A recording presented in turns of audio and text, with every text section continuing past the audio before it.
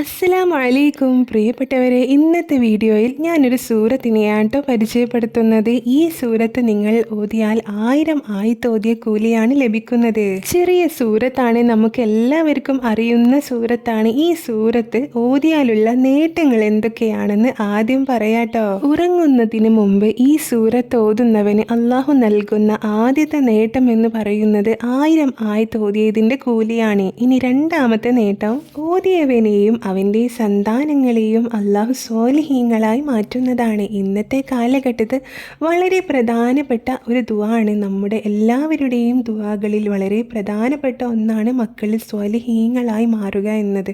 ഹറാം നിറഞ്ഞ ഈ ലോകത്ത്, ഹറാമിനെ ഹലാലാക്കുന്ന ഈ ലോകത്ത് വളരെ പ്രധാനപ്പെട്ട ഒന്നാണ് മക്കൾ സ്വാലിഹീങ്ങളായി വളരുക. ഈ സൂറത്ത് ഓതിയവനെയും അവൻ്റെ സന്താനങ്ങളെയും അള്ളാഹു സ്വാലിഹീങ്ങളായി മാറ്റുന്നതാണ്. മൂന്നാമത്തെ നേട്ടം, സ്വഭാവിയായി മാറുന്നതാണ്.